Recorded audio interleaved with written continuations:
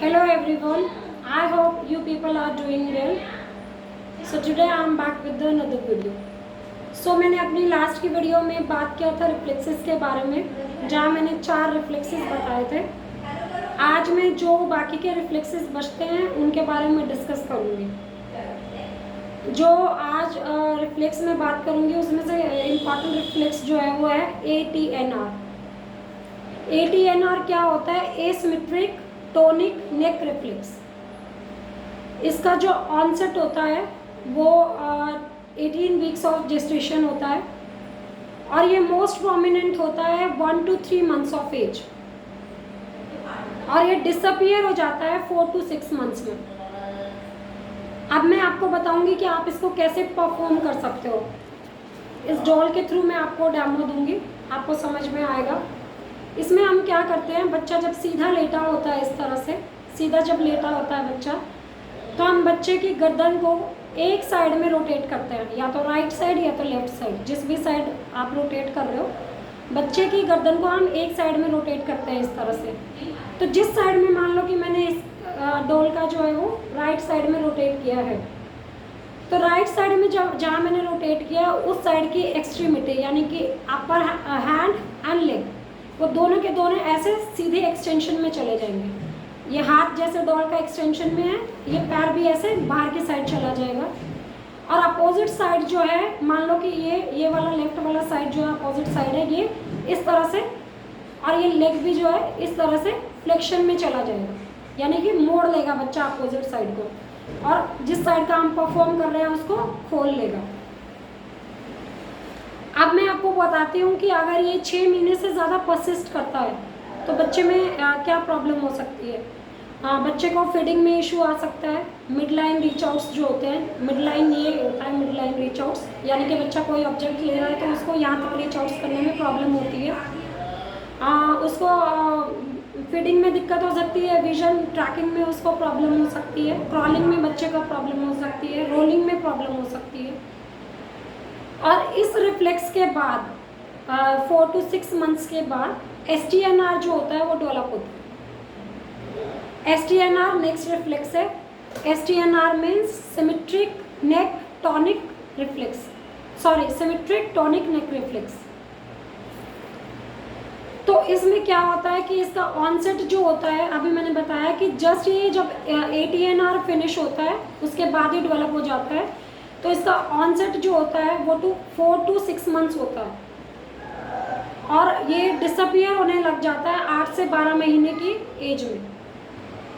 अब मैं आपको बताती हूँ कि इसको परफॉर्म कैसे करते हैं।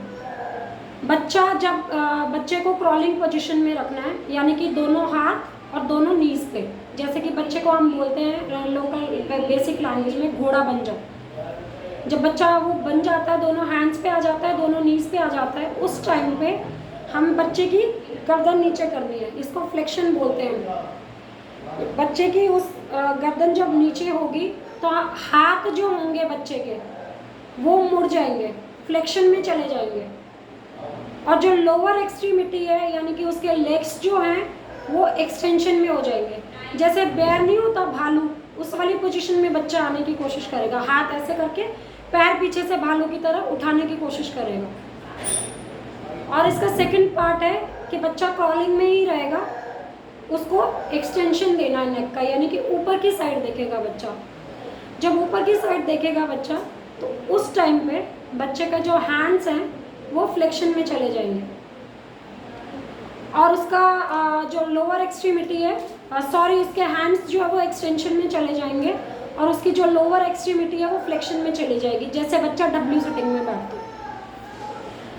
अब मैं बताती हूँ कि अगर ये परसिस्ट करता है 8 से 12 महीने से ज़्यादा तो बच्चे में क्या क्या इश्यूज हो सकते हैं। बच्चे में सिटिंग का प्रॉब्लम हो सकता है, या जो भी वो सराउंडिंग में देख रहा है उस टाइम पे उसका सिटिंग बैलेंस जो है वो अफेक्टेड हो सकता है।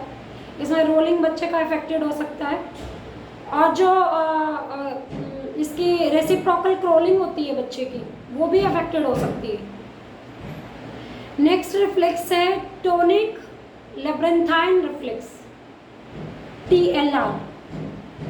TLR का जो ऑनसेट होता है वो बर्थ के टाइम पे ही होता है और ये डिसअपियर हो जाता है 6 मंथ्स ऑफ एज में।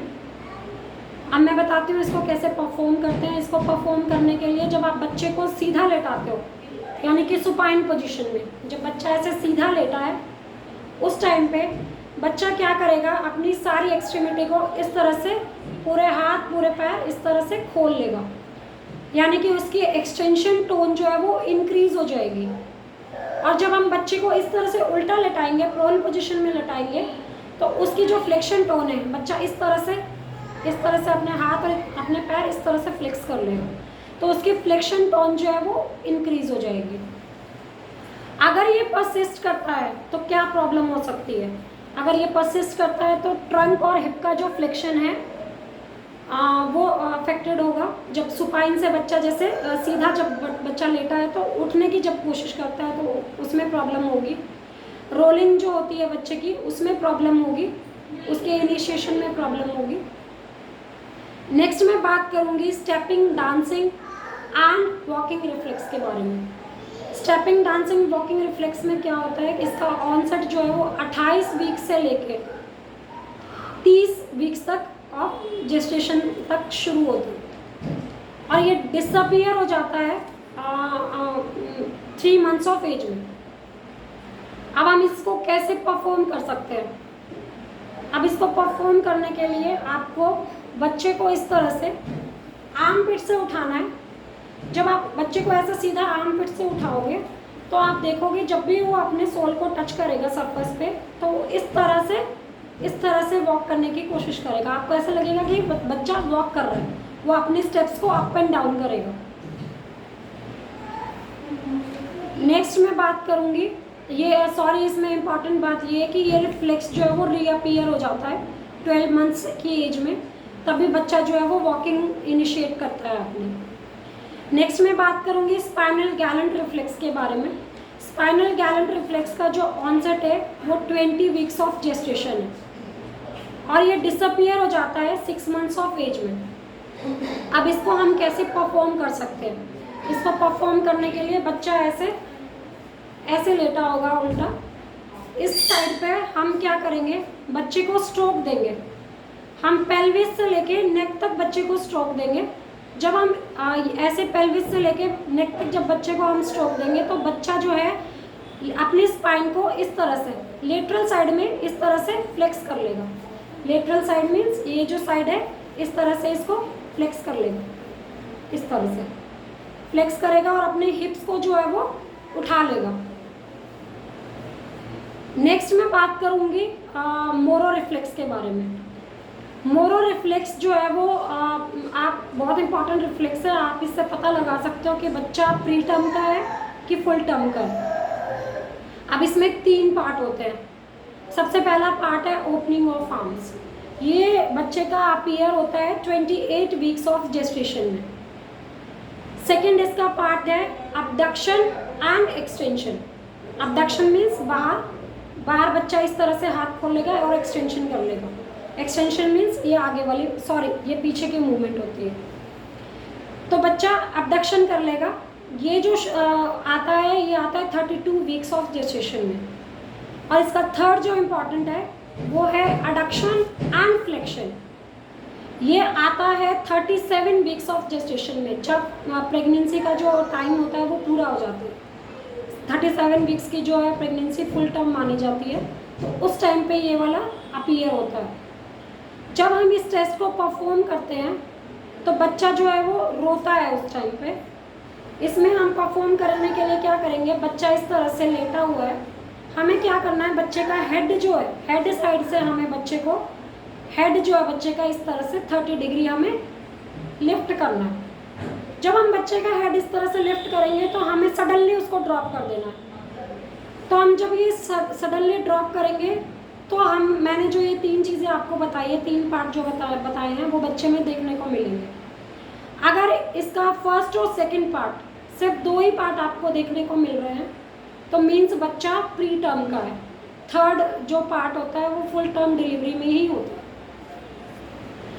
अगर ये परसिस्ट करता है तो बच्चे में सेरिब्रल डिप्रेशन जैसी प्रॉब्लम हो सकती है। आई होप आप लोगों को रिफ्लेक्सेस के बारे में डिटेल में पता लग गया होगा कि कैसे कैसे हम परफॉर्म कर सकते हैं और क्या क्या रिफ्लेक्सेस जो है वो इम्पॉर्टेंट होते हैं। जो हम CP के बच्चों में टेस्ट कर सकते हैं। Thanks for watching my video. I hope आप लोगों को ये वीडियो अच्छी लगेगी। ज़्यादा से ज़्यादा चैनल को लाइक एंड सब्सक्राइब ज़रूर करें। धन्यवाद।